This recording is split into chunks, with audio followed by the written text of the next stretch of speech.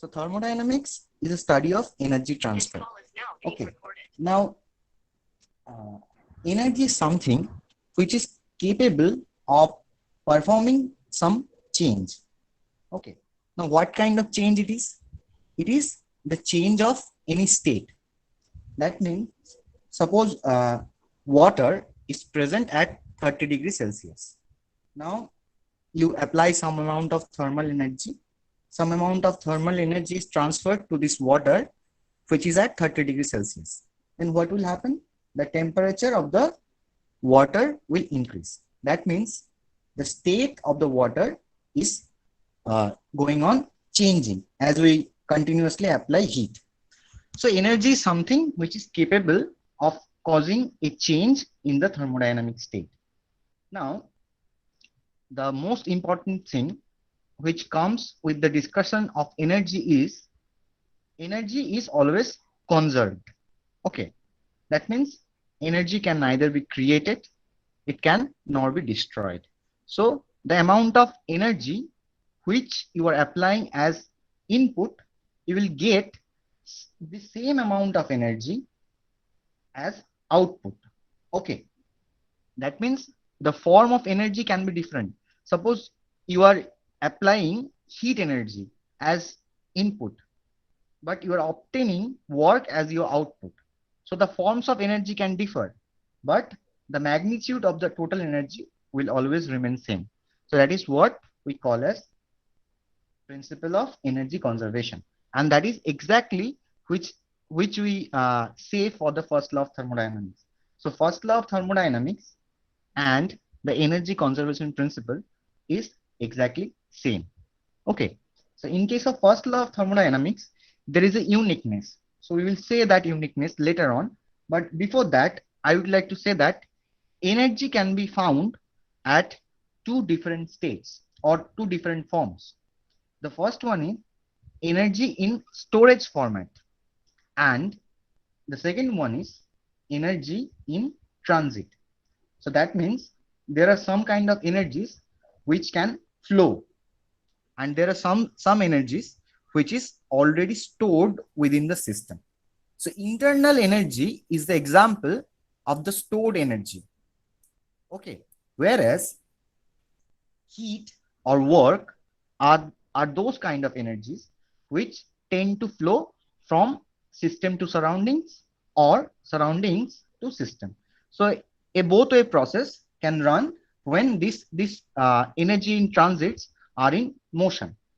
Okay, now first law of thermodynamics, it states that if you apply some amount of heat, if some amount of heat is transferred to a system, then the energy changes. You can obtain some amount of work, and the rest of the energy which is not converted into work, okay, that will be stored as the internal energy of the system. Suppose you are applying 100 joule of thermal energy, you are obtaining 70 joules of work. So what is happening to the rest of the 30 joules? It is stored within the system as the internal energy.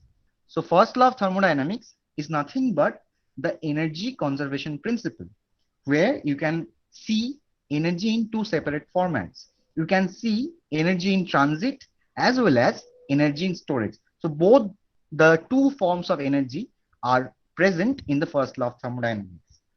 Now, if we now start discussing about the mutual convertibility of heat into work, that means if heat is converted into work, then what will happen? That means, is the complete conversion possible or it is not? That is the main question. That is the fundamental question. That means if we apply, if we transfer 100 joules of thermal energy, then it can never be completely converted into work. So you cannot obtain 100 joules of work. Okay, so this is the fundamental law. This is a fundamental restriction which is always applied. Okay, so heat can never be completely converted into work, but the opposite can happen. That means the work can be completely converted into work. Okay. Now, for a certain thermodynamic process, this heat can be completely converted into work. But when a cyclic process is going on, okay, cyclic process means the process is going in a certain way so that the initial states and the final states are same. Okay, so cyclic process is going on. So for a cyclic process, complete conversion of heat into work is impossible. There is a fundamental and natural restriction on this conversion. Okay, now you can see some animations over here and some images over here. Can you tell me, can any one of you tell me that what are the similarities between these images and animations? Can any one of you say? একবার বলবেন কি question? What are the similarities? What are the commonness between these images and animations?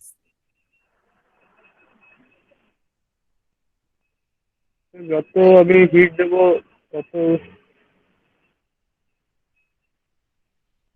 Yes, that is a certain thing. And what about the যত rest of hit you? আচ্ছা Okay, so let us try to discuss these images. Like you can see the quote of the famous scientist Stephen Hawking over here. So okay you cannot predict the future. Okay, that means time, or you can also correlate with the diagram of the clock, which is moving in a certain direction.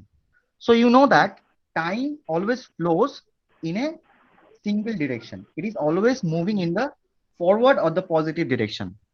Time is not going back. Time is always moving ahead of us. Okay, so time is always moving in the forward direction. Now let us come on to the next picture, where it is already written that water flows spontaneously from higher level to lower level. So you know how the rivers, how the all the water bodies are created. So you know that water always flows spontaneously from higher level to lower level. And here you can see, if you go on applying thermal energy continuously, the temperature would certainly increase, and after a certain period of time, the material will not remain capable to will not remain capable to hold this thermal energy. Okay, so there is a certain kind of blast going on for the thermometer here.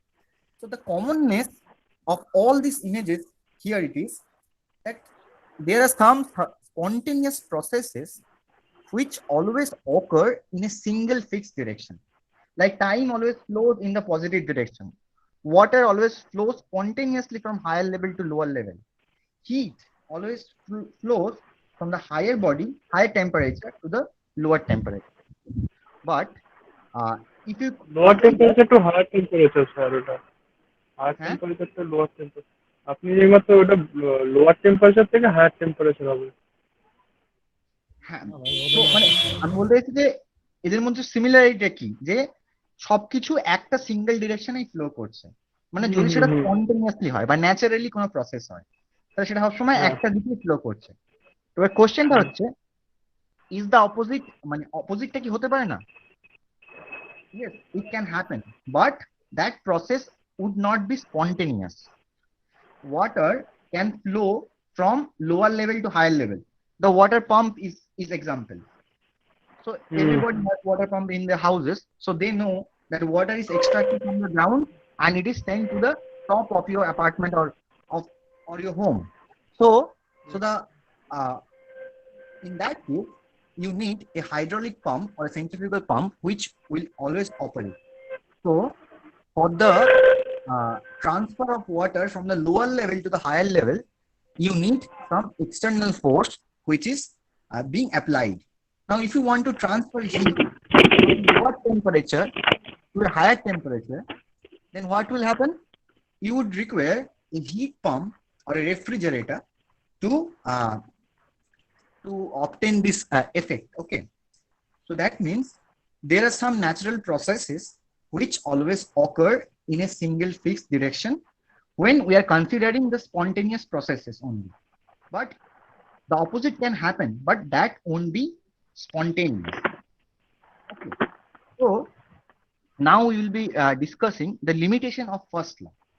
So any thermodynamic process can be can follow the energy conservation principle. So any thermodynamic process can obey the first law of thermodynamics, but it cannot predict the feasibility of that process. Like when you consider heat is flowing from a lower temperature to higher temperature, this is thermodynamically or according to the principles of first law, this is possible. You just want to you just need to do the energy balance, and if it is okay, then this process is okay. But from the perspective of second law of thermodynamics, so here comes the second law of thermodynamics, which predicts the feasibility of a certain process. It predicts to give you the information that is the process naturally feasible, or we need to apply some kind of external effect. So to understand that effect, to give the answer to this question, second law of thermodynamics was evolved. Okay, so the feasibility of natural processes which are in question, that is answered by that was actually answered by the father of thermodynamics. You can see Sadi Carnot over here, and on the right side of the screen you can see the Carnot's engine. So now so it was first Sadi Carnot who predicted that, or who understood that heat can never be completely converted into work. Okay, he understood this basic restriction. So he was the first person, he was the first scientist or the engineer who created or who developed the concept of a heat engine. That means you will be giving heat or thermal energy as your input, and you will obtain work because of this input which is being provided. Okay, so Sadi Carnot was the first person who conceptualized this heat engine. Okay, the modern day engines are, everything is developed from this concept. So he first understood that heat can never be completely converted into work. So he understood the second law of thermodynamics from this point of view. So second law of thermodynamics is basically understanding the limitations of any certain thermodynamic process. It is all about to understand the feasibility of occurrence for this process. Is this process feasible or it is not? If you have enough information to understand this, to predict the feasibility, then you are on the right track. But suppose you are trying to develop an engine which will be 100% efficient. Suppose this technology has been so evolved that some engineers or scientists have developed frictionless materials, but still you won't be able to develop a heat engine which will be 100% efficient, because there is a restriction which is already applied by the nature itself, and that is heat can never be completely converted into work. So Carnot predicted that. So we will not go into the details of Carnot's engine, because I think all of you know this, and we have discussed this Carnot engine many times. So I will not go into the details of it. But what you need to understand, Carnot also understood two specific facts, and they are written as Carnot's theorem. We need to discuss these theorems. So the first, before discussing the theorems, I would like to say something. He first conceptualized the reversible process or the reversible engine. He was the first person to conceptualize reversible engine. So we'll be discussing the reversible process just a minute later. But before that, so he wrote in his theorem that no heat engine will have higher efficiency than a reversible heat engine when both of them are working between the same temperature limits. So you know that for any heat engine, there is a source from where the input energy is given to the heat engine, and some work is developed, and then the rest of the heat which is being rejected, and it is being rejected to a thermal energy reservoir which we call as sink. So there are two thermal energy reservoirs always present. One of them is source and the other one is sink. So just, I'm sorry, just give me 1 minute.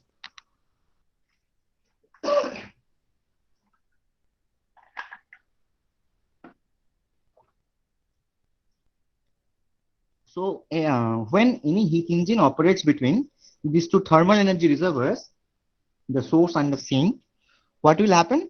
Some work can be developed and some heat rejection would be always present. Okay, so if you compare the efficiency of a reversible engine and an irreversible engine, you will always find that the reversible engine will give you the maximum efficiency. Okay, and the second concept or the second theorem is that all reversible engines, irrespective of their size, construction, mechanism, working fluid, whatsoever, they will give you the same efficiency when they are working between the same temperature limits. That means when the source temperature and the sink temperature are fixed, if you set up a different number of reversible engines, so reversible engines is the most important thing you must understand. So when there are several number of reversible engines which are operating between the same temperature limits, they will always give you the same efficiency irrespective of their working fluid, their construction, their size, whatsoever. So after these two deductions or these two theorems, Kelvin Planck and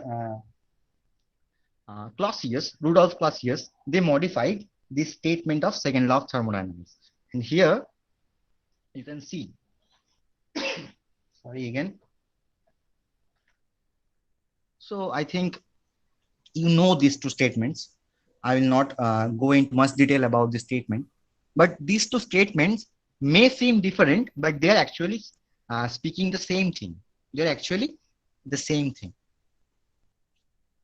Okay. So I will not go into the details of the statement because so this is also the statements of second law of thermodynamics. So second law of thermodynamics can be understood from different perspectives. So Carnot has a different perspective.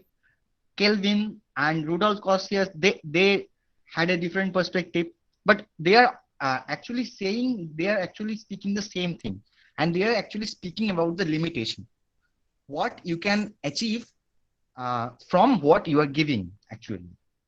Okay, that is the sense of limitation which is provided by the second law of thermodynamics. Okay, now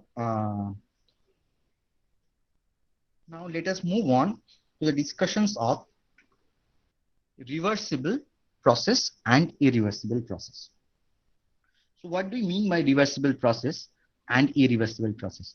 Now, if you see this animation over here, if you see this red pendulum, after the completion of one cycle, it is coming back to its original position. Okay, but I don't know about this green ball. I don't know about the initial position, but from this figure, you can say that you can predict that both of them are completing one separate motion. Okay, that means they are coming back to its initial position when a complete revolution is being completed. Okay. Now the question is the process reversible? What do we mean by the thermodynamic reversible process? Okay, so there are some process inherently present which cannot be reversed back. Like suppose you are traveling in your car and suddenly something comes in front of you and you apply the brake. So what will happen? Because of the friction between the brake and your between the road and the tires, some heat will be generated. Okay, some frictional dissipation will be created, so that thermal energy will be generated. Now, if you think of reversing this process, that means if you cool this place where the tires and the surface has collided with each other, then you cannot never you can never obtain the motion of this vehicle. So vehicle will not move if you start to cool that place. Okay. So at the interface where frictional heat is generated, and if you think of reversing this process, and if you start to cool that place or that interface, the vehicle will not move. So there are some process which is inherently uh, irreversible. Okay, so they cannot be reversed back. Like you must understand, when electricity is flowing in a insulated wire, you must have seen that some amount of there is a temperature rise. There is a generation of thermal energy which is causing this temperature rise when electricity flows in the insulated copper wire. Now, if you think that I will cool this copper wire and I will make electricity flow in the opposite direction. So this is not possible. This is not going to happen. So there are some processes which are inherently irreversible, but there are some processes also which can be reversed. Like water can flow from the lower elevation to the higher elevation. Okay, that means water generally flows from the higher elevation to the lower elevation. But if you use some centrifugal pump or hydraulic pump, then what will happen? Water can flow from the lower elevation to the higher elevation. Like if you think of heating the water which is present at your room temperature, say 30 degrees Celsius, and you start applying heat and the temperature rises to 70 degrees Celsius, you can easily cool this water. If you just keep this water at the room temperature again, then ultimately after some time later on, you will see that the uh, water has been restored to its initial temperature. Now the question is, the most important question is this process reversible too? Here comes the important thing. A process, a thermodynamic process, can only be said reversible if, and only if, both the system and the surroundings are restored back to its initial position. So let us give a simple example. Suppose I take 100 rupees from Shubham and I distribute this 100 rupees between 10 students, 10 rupees each. Now, if you consider myself or me as the system, then initially I didn't have any rupee, I didn't have anything, and now after distributing this 100 rupees, I still don't have anything. So if you consider me as the system, then I have originated, or I have been restored to my initial position. Just 1 minute. Okay, so I have been restored to my initial position, but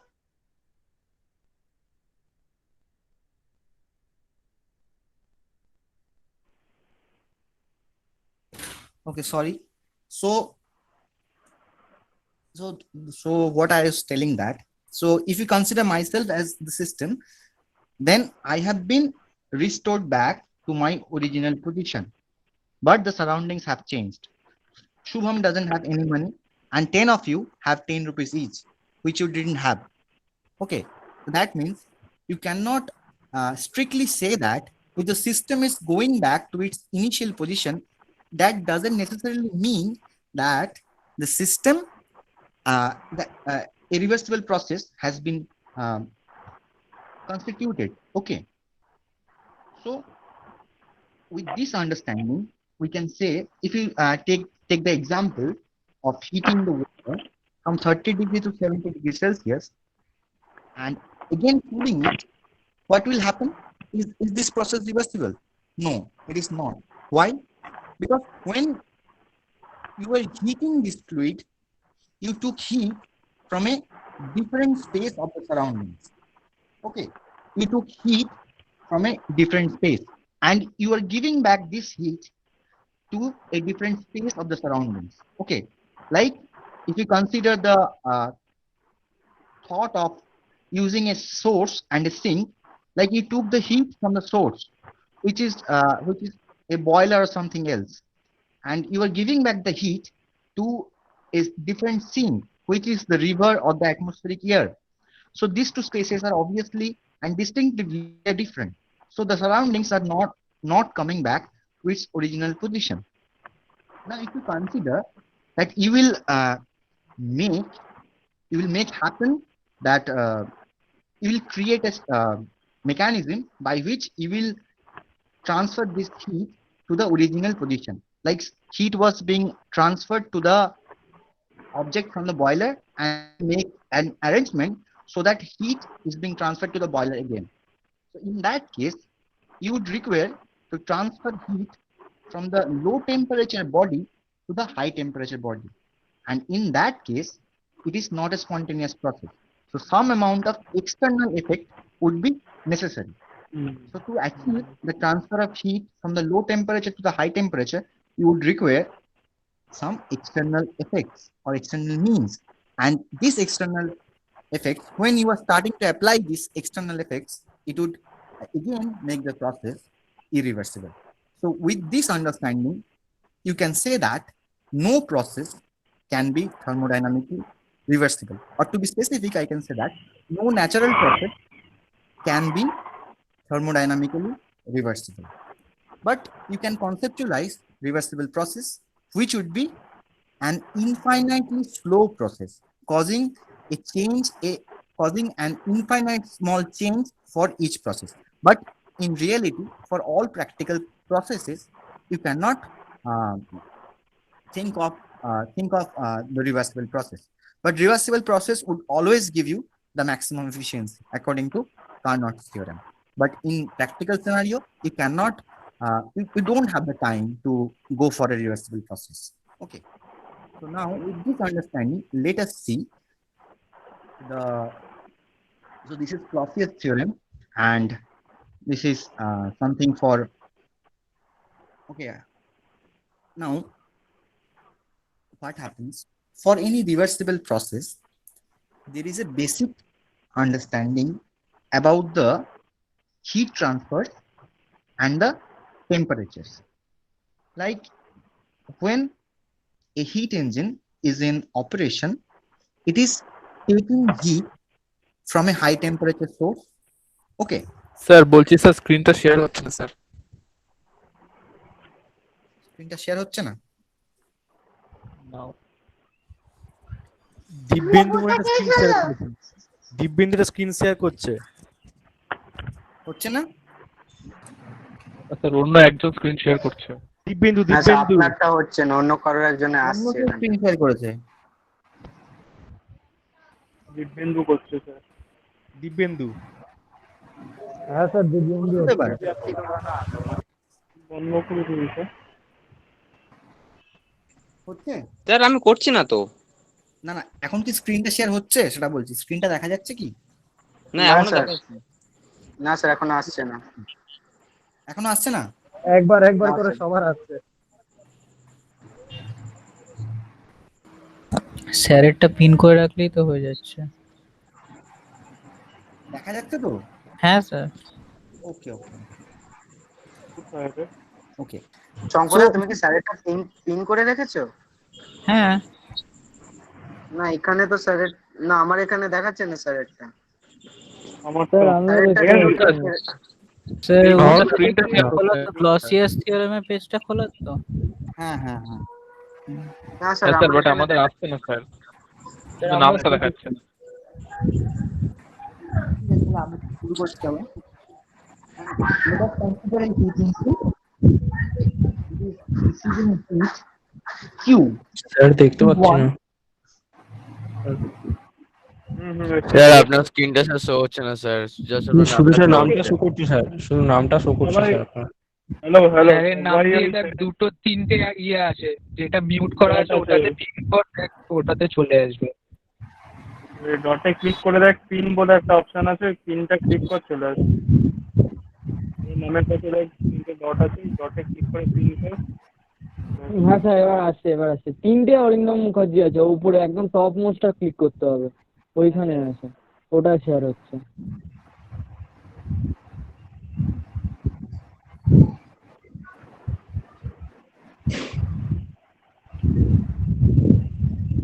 হ্যাঁ sir চলে এসেছে। Sir sir হ্যাঁ sir এসে sir এসেছে। এসে গেছে sir. ঠিক আছে।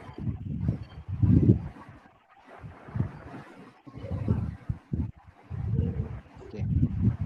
তাহলে আমরা যদি একটা হিট ইঞ্জিনকে ভাবি, হিট ইঞ্জিনের কথা ভাবি, let us consider A hit engine which is taking heat or receiving heat of Q1 from a source which is kept at temperature T1. Okay, and it is developing some work, CW, and it is rejecting heat. So according to Kelvin Planck statement and Clausius statement, heat rejection would be always present. অথবা আমরা এটাও বলতে পারি যে hit কখনোই completely ওয়ার্কে convert হতে পারবে না। So that means that some amount of heat rejection will be always present. So the ratios of heat addition and heat rejection, that means Q1 by Q2, and the ratios of the temperature of heat addition and heat rejection, that is T1 by T2. So this Q1 by Q2 and T1 by T2, they will be same. Okay, for any reversible cycle, this Q1 by Q2 will be equal to T1 by T2. And if we arrange this equation, then we can obtain this the cyclic integral reversible del Q by T equal to 0. Okay. এবার thermodynamics এর দৃষ্টিভঙ্গি থেকে, from the perspective of thermodynamics, when you get the functional value of any property as 0, or in other words I can say, when you observe that the cyclic integral of a certain function has become 0, মানে thermodynamics এর দৃষ্টিভঙ্গি থেকে আমরা mathematically বলতে পারি, যদি কোনো ফাংশনের সাইক্লিক ইন্টিগ্রালটা 0 হয়ে যায়, then it will be treated as a thermodynamic property. So when this was understood, that means cyclic integral of Q by T for any reversible process will be 0. It gave the birth of entropy. So when the value of cyclic integral for any function becomes 0, it gives the birth of any thermodynamic property. And in this case, the cyclic integral of del Q by T for any reversible process has become 0. So it gave the birth of entropy. So that is how the property of entropy came into discussion. Okay, now we'll start discussing about entropy and what do we mean by entropy and all. But before that, if Q by T, the cyclic integral of Q by T, that means cyclic integral means it is very simple. Okay, suppose a cyclic process consists of 3 different thermodynamic processes. So for each process, there will be a certain value of Q by T. So let us consider there are 3 processes. So in the first case, it will be Q1 by T1. In the second case, it will be Q2 by T2. And in the third case, it will be Q3 by T3. So the summation of Q1 by T1 plus Q2 by T2 plus Q3 by T3 would be 0 for any reversible process. But Clausius proved that when a process is being carried in a irreversible way, then this relationship doesn't hold. And what is the modification in this relation? It becomes del Q by T, cyclic integral of del Q by T is less than equal to 0. So it is a combination, the Clausius theorem is a combination of all processes, because cyclic integral of del Q by T is equal to 0 for reversible process only. And for irreversible process, it is less than 0. Okay, so Clausius theorem takes into account all the thermodynamic processes. Okay, it is valid for reversible as well as irreversible process. For irreversible process, it is less than 0. Okay, if you see, if a question comes that cyclic integral of del Q by T is greater than 0, is this process possible? Then the answer would be impossible. For any process, cyclic integral of del Q by T can never be greater than 0. It can be less than 0 or equal to 0. Okay, so this is the Clausius theorem. So the relationship between the heat and temperature is being given by this Clausius theorem. So this is valid for reversible as well as irreversible process. Okay, and I think I have made myself clear how the concept of entropy or the how the property entropy is being generated. Okay. Now, there are, in case of thermodynamics, there are some sensible properties and there are some properties which are not sensible, but they are obviously measurable. Okay. Like if you consider pressure, temperature, then it is measurable as well as sensible. You can sense temperature, you can sense pressure, but you cannot sense entropy. It is a hypothetical property, but it is a measurable. It is a measurable property. Okay. It can be mathematically measured. Now, let us see what is entropy. Okay. So I have asked this question to many students and they have promptly given one answer. Entropy is a measure of randomness present in the system, or entropy is nothing but disorder. Okay. So what do we mean by disorder and what do we mean by order? Okay. Entropy means it is the capability of a system to change its states. Okay. Suppose here I can see that 41 presents, including 41 persons, including me, is present. Okay. Now these 41 persons can be rearranged in 41 factorial ways. Okay. That means 1 to 1 into 2 into 3 continued up to 41. So these are the number of ways by these persons can be arranged. So that is a huge number. Now, if you consider any gas or any liquid material, okay, let us consider 1 mole of nitrogen gas. So you know that for 1 mole of nitrogen gas, there will be 6.023 into 10 to the power 23 number of molecules present. Okay, and they are randomly moving, and after each movement, they are, what is happening? They are continuously colliding with each other. They are transferring momentum. They are transferring their kinetic energy to each other. And with each step, with each collision, they are continuously changing their states. So 6.023 into 10 to the power 23 number of molecules, they can be rearranged in the number of 10 to the power 25, that is 25 zeros after 10. So can you assume that how large is the number? So entropy is the capability of system of changing its state. Okay, of obtaining different states. Okay, entropy is a measurement of tending towards disorder from order. Now, what do you mean by order? Order means it is a kind of arrangement which you can fix as order. Like when, here you can see,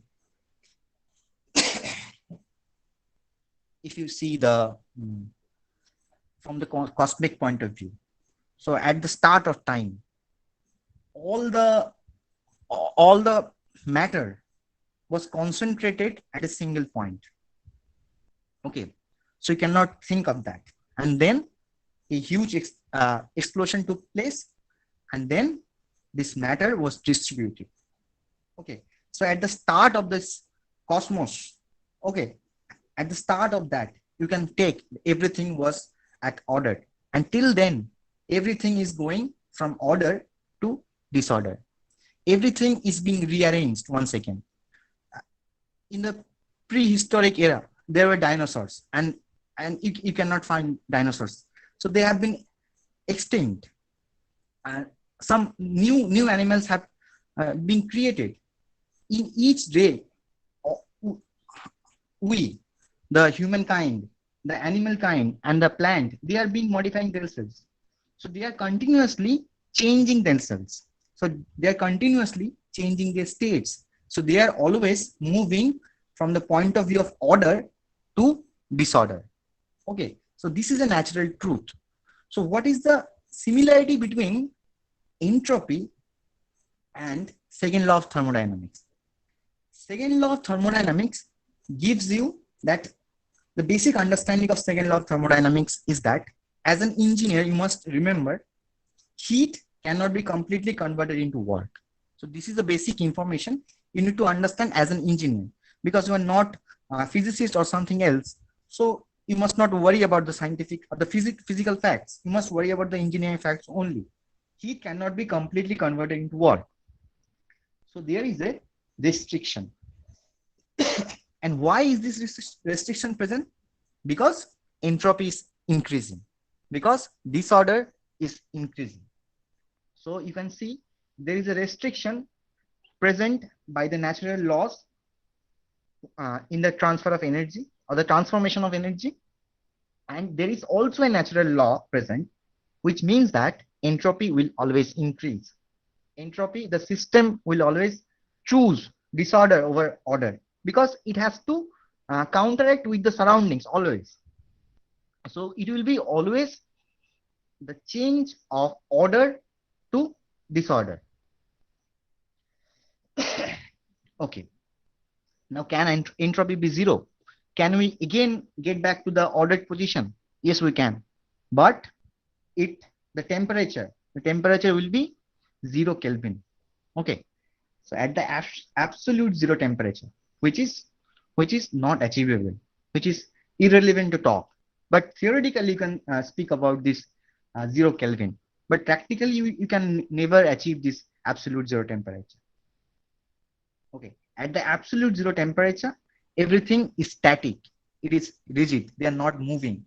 And there is only a single state a system can achieve. That means in that case only, entropy can become zero. Okay. The absolute entropy can become zero at 0 Kelvin only. It is the absolute zero temperature which makes the entropy zero. Okay. So now the session is open for questions. You can ask whatever you want. If I can, I will give you answers.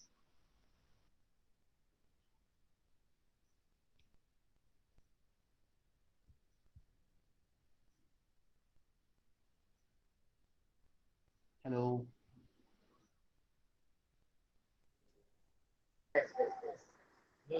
হ্যাঁ sir বল। তোমার কামান এই যে। বল। Hello sir, অভিষেক পাঠক বলছি। Sir বলছি যে আমার আমি একটা বলতে মানে এনট্রপির ডেফিনেশনটা কি আমি বলতে পারবো যে it is the measurement of randomness. হ্যাঁ, বলতেই পারিস কিন্তু এনট্রপিকে আসলে মানে কেন একটা স্যার র্যান্ডমনেস একটা থাকছে ব্যাপারটা। হ্যাঁ, মানে র্যান্ডমনেস ইজ ট্রুথ, মানে র্যান্ডমনেস সত্য। যে কোনো জিনিস অর্ডার থেকে ডিসঅর্ডারের দিকে যাচ্ছে। হ্যাঁ হ্যাঁ, অর্ডার থেকে ডিসঅর্ডার, ঠিক আছে। এবার সেটাকে বোঝাতে হচ্ছে এনট্রপির কনসেপ্ট। এটা এভাবে দেখা যায়। Yes sir, exactly. আচ্ছা স্যার, একটা কোয়েশ্চেন ছিল, বিশ্বরূপ থ্যাংক ইউ। বলছি। হ্যাঁ, বল। স্যার বলছি, আমরা কি কোনো সাবস্টেন্স বা এরকম যখন এনট্রপি চেঞ্জ হচ্ছে কোনো গ্যাস বা কোনো সলিডের, মানে সরি কোনো গ্যাসের, তখন কি আমরা ওটাকে ওর র্যান্ডমনেসটাকে কি প্রেডিক্ট করতে পারবো, কি না এটা আনপ্রেডিক্টেবল, আমরা ওইটা অ্যাজ মানে শুধু একটা এজিউম করে নেবো? না, অবশ্যই প্রেডিক্ট করতে পারি। প্রথম কথা হচ্ছে আমাকে জানতে হবে যে কি দিয়ে চেঞ্জটা ঘটছে। আমি কি কোনো বাইরে থেকে কোনো এনার্জি অ্যাপ্লাই করছি? আমি কি কোনো এক্সটার্নাল এফেক্ট দিচ্ছি? এক্সটার্নাল এফেক্ট বলতে এখানে হিট ট্রান্সফার আমি কথা বলছি। যদি আমি হিট ট্রান্সফারের কথা বলি, তাহলে অবশ্যই ক্যালকুলেট করা যাবে, সেটা খুব সহজেই ক্যালকুলেট করা যাবে। এবার দেখ, থার্মোডাইনামিক্স কে আমরা দুভাবে পড়ি। একটা হচ্ছে যে স্ট্যাটিস্টিক্যাল থার্মোডাইনামিক্স, যেটা হচ্ছে মলিকুলের বেসিসে স্টাডি করা। আর এটা হচ্ছে যে কি বলবো, ম্যাক্রো থার্মোডাইনামিক্স, মানে যেটা হচ্ছে ম্যাটারটাকে আমি যেটা দেখতে পাচ্ছি তার রেসপেক্টে স্টাডি করা। তো আমি যদি ম্যাক্রো থার্মোডাইনামিক্স এর রেসপেক্টে কথা বলি, তাহলে তখন ওই এক্সটার্নাল ফোর্সটা খুব গুরুত্বপূর্ণ। মানে আমি কি দিচ্ছি যার জন্য আমি এনট্রপিটা চেঞ্জ হচ্ছে, সেটা যদি আমি জানি, সেই কারণটা জানি বা সেই ফোর্সটা আমি জানি, তাহলে তার বেসিসে, তার নিরিখে আমি ক্যালকুলেট করতেই পারবো।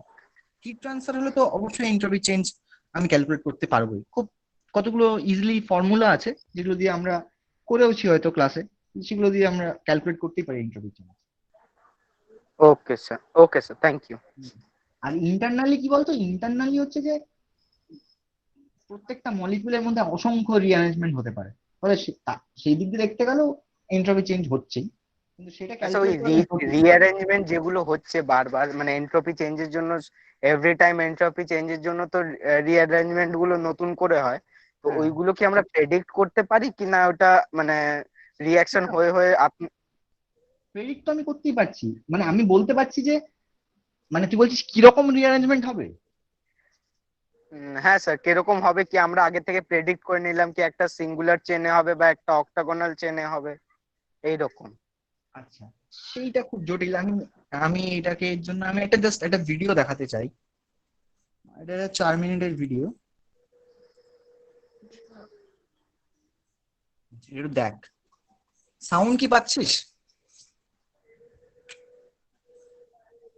না স্যার। হ্যাঁ স্যার, পাচ্ছি।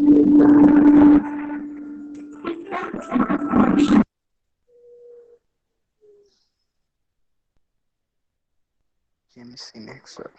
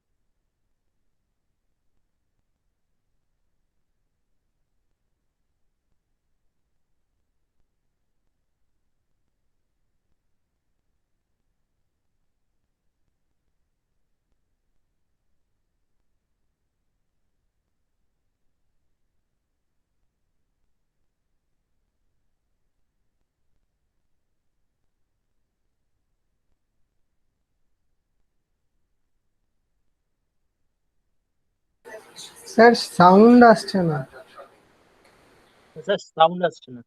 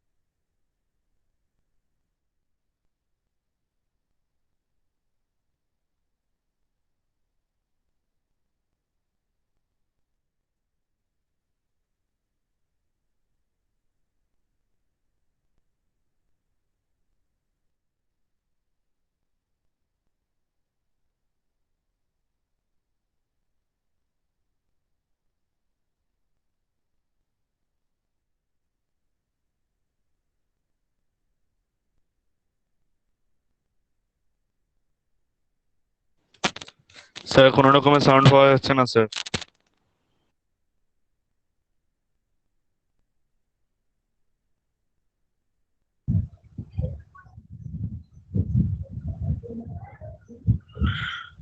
স্যার সাউন্ড আসছে না।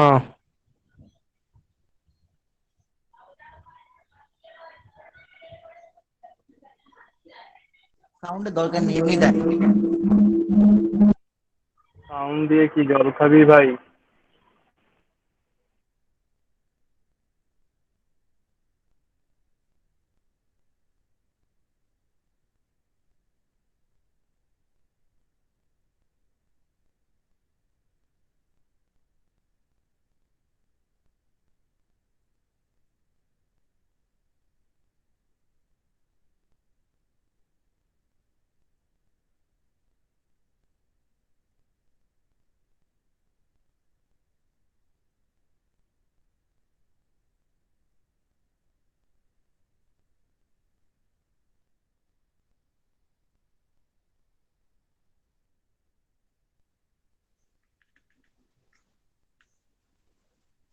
এই হচ্ছে ব্যাপার আর কি।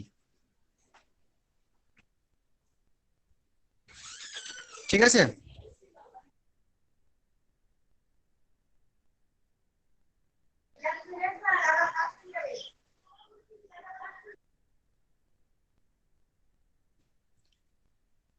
আমি এই ভিডিওটা শেয়ার করে দেবো, দরকার হলে সেটা সাউন্ড নিয়ে দেখিয়ে দিবি। এটা একটা ইউটিউবে পাওয়া যাবে। বল, কিছু প্রশ্ন আছে কি? স্যার হ্যাঁ স্যার, সার্থক বলছিলাম। হ্যাঁ স্যার করবো স্যার প্রশ্নটা?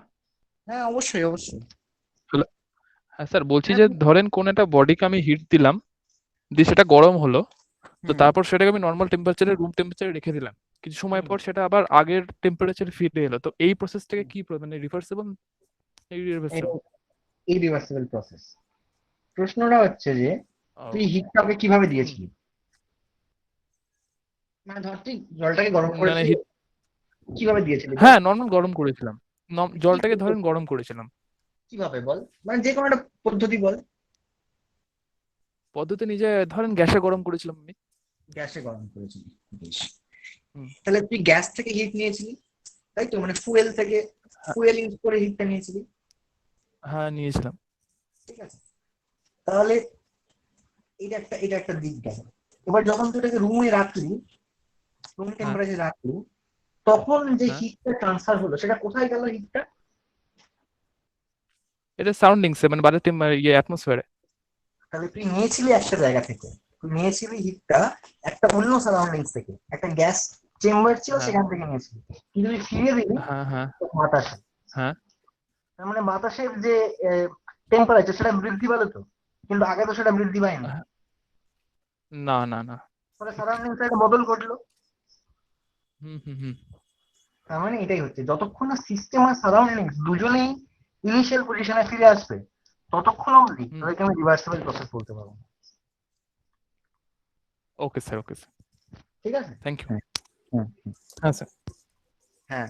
পরবর্তী প্রশ্ন। স্যার হ্যাঁ, শুনতে পাচ্ছেন স্যার? হ্যাঁ, শুনতে পাচ্ছি। হ্যাঁ স্যার, আমি বলছিলাম স্যার এই এনট্রপিটা মানে ধরুন কোনো ইঞ্জিনের রেসপেক্টে আমরা দেখব, হুম। তাহলে ধরুন একটা গাড়ির ভেহিকেলের ইঞ্জিন আছে, সেখানে আমরা এনট্রপিটা থেকে মানে আমরা কি চাইবো, যে এনট্রপিটা মানে বেশি হোক না কম হোক, মানে কোনো ইঞ্জিনের ক্ষেত্রে? এনট্রপি অবশ্যই কম হোক, এটা আমি চাইবো। আমি চাইবো যে এনট্রপি কম হবে এবং তাতে আমি ম্যাক্সিমাম পারফরমেন্স পাবো। কিন্তু বাস্তবতা বলবে, রিয়েলিটি বলবে যে এনট্রপি সবসময় বেশি হবে। এনট্রপি কম হওয়া মানে কি? সিস্টেমের মধ্যে র্যান্ডমনেস কম, সিস্টেমের মধ্যে কমপ্লেক্সিটি কম। বুঝতে পারলি? এনট্রপি বুঝলাম কেন স্যার। হয়? Because of ইরিভার্সিবিলিটিস। ইরিভার্সিবিলিটিস মানে কি? দু ধরনের ইরিভার্সিবিলিটিস হয়। একটা হচ্ছে ইন্টারনাল ইরিভার্সিবিলিটিস, একটা হচ্ছে এক্সটার্নাল ইরিভার্সিবিলিটিস। ইন্টারনাল কি? সিস্টেমের মধ্যে যেসব রেজিস্টিভ ফোর্সেস থাকে, মানে যদি যদি ইঞ্জিন হয়, তার মানে লিকুইডের ক্ষেত্রে আমি ধরতে পারি যে ভিসকসিটি আছে, গ্যাসের ক্ষেত্রে ভিসকসিটি আছে, তাছাড়াও কিছু ফ্রিকশনাল লসেস আছে। এগুলো হচ্ছে ইরিভার্সিবিলিটিস, এগুলো প্রেজেন্ট রয়েছেই। আর তাছাড়াও যখনই কোনো হিট ট্রান্সফার হবে, তখনই এন্ট্রপি ইনক্রিজ করবে। আমি চাই একটা রিভার্সিবল প্রসেস, একটা রিভার্সিবল অ্যাডিয়াবেটিক প্রসেস, যেটা দিয়ে এন্ট্রপি চেঞ্জ শূন্য হয়, জিরো হয়। এবং রিভার্সিবল অ্যাডিয়াবেটিক প্রসেস হলে বা রিভার্সিবল প্রসেস হলে বা রিভার্সিবল সাইকেল হলে আমি এফিসিয়েন্সি সবচেয়ে বেশি হাইয়েস্ট পাবো। কার্নট থিওরেম অনুযায়ী reversible cycle will give you the maximum efficiency, but রিয়েলিটিতে কি হচ্ছে যে all the processes are irreversible. এটা একটা কথা। আর একটা কথা হচ্ছে কি, entropy is always increasing for this universe. প্রসেসগুলো ইরিভার্সিবল বলেই এন্ট্রপি ইনক্রিজ করছে। প্রসেসগুলো যদি রিভার্সিবল হতো তাহলে কিন্তু এন্ট্রপি ইনক্রিজ করতো না। ওই DQ by T equal to 0, এটা কার জন্য? এটা হচ্ছে রিভার্সিবল প্রসেসের জন্য। মানে entropy, change of entropy is also 0, বুঝতে পারলি? But for irreversible process change of entropy is positive. যে দুটোকে আমি মিলিয়ে বলছি, change of entropy is greater than equal to 0, বুঝতে পারলি? স্যার তাহলে ধরুন যদি একটা ইঞ্জিনের এনট্রপি বেড়ে যাচ্ছে তাহলে কি দেখতে পাবো আমরা ইঞ্জিনটার মধ্যে? আমরা সেভাবে কিছু দেখতে পাবো না, মানে এনট্রপি বেড়ে যাচ্ছে এটাকে আমি ওভাবে পারসিভ করতে পারবো না, কারণ আমি এনট্রপি তো কোনো সেন্সিবল প্রপার্টি নয়। এনট্রপি ক্যালকুলেশন আমি করতে পারি, একটা ইঞ্জিন তো অনেকগুলো থার্মোডাইনামিক প্রসেস ক্যারি করছে, সেই ইন্ডিভিজুয়াল প্রত্যেকটা প্রসেসের জন্য এনট্রপি চেঞ্জ আমি ক্যালকুলেট করতে পারি। গোটা সাইক্লিক প্রসেসটার জন্য আমি এনট্রপি ক্যালকুলেট করতে পারি, কিন্তু আমি এনট্রপিকে সেন্স করতে পারবো না। আমি কোনো বহিস্থ বা এক্সটার্নালি আমি বুঝতে পারবো না যে এনট্রপি বাড়ছে বা কমছে। আমি ম্যাথমেটিক্যালি, থিওরিটিক্যালি আমি এনট্রপি বাড়ছে এটা বলতে পারি। তাহলে কি স্যার ওটা ওর পারফরম্যান্স বা অন্য কিছু না, না, না। ফ্যাক্টরকে এফেক্ট করবে? মানে না, সেটা কিছু এফেক্ট করবে না। এনট্রপি ইনক্রিজ করলে পারফরমেন্স কমে যাবে এটা এটা বলা যাচ্ছে না।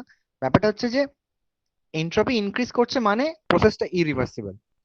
ইরিভার্সিবলের ক্ষেত্রে আমি এফিসিয়েন্সি কম পাবোই।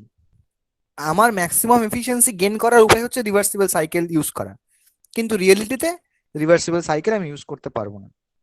তাই আমাকে অগত্যা ইরিভার্সিবল সাইকেলের ইরিভার্সিবল সাইকেলই প্র্যাকটিস করতে হবে, এবং তার জন্য এফিসিয়েন্সি কমই হবে। এই যে আমি আমার এতটা পাওয়ার কথা ছিল বা আমি এতটা পেতে পারি, কিন্তু আমি কোনোদিনও সেটা পাবো না, এই যে লিমিটেশন, এই যে রেস্ট্রিকশন, এইটা বোঝাটাই হচ্ছে যে এনট্রপির কাজ। এনট্রপি দিয়ে এইটা আমরা বুঝতে পেরেছি। আরেকটা বড় ব্যাপার হচ্ছে যে এনট্রপি দিয়ে আমরা বুঝতে পেরেছি যে আমি কখনোই কোনো হিট ইঞ্জিনের এফিসিয়েন্সি 100% ভাবতে পারি না। তাহলে কেউ যদি ভাবে যে আমি সারা জীবন দিয়ে দিয়ে আমি একটা 100% এফিসিয়েন্ট ইঞ্জিন তৈরি করব, তাহলে সে ভুল ভাববে, কারণ সে বা অথবা সে এনট্রপি বা সেকেন্ড ল অফ থার্মোডাইনামিক্স পড়ছে না, সেটাকে নেগলেক্ট করছে। Okay sir, thank you. অন্য কেউ, অন্য কোনো প্রশ্ন?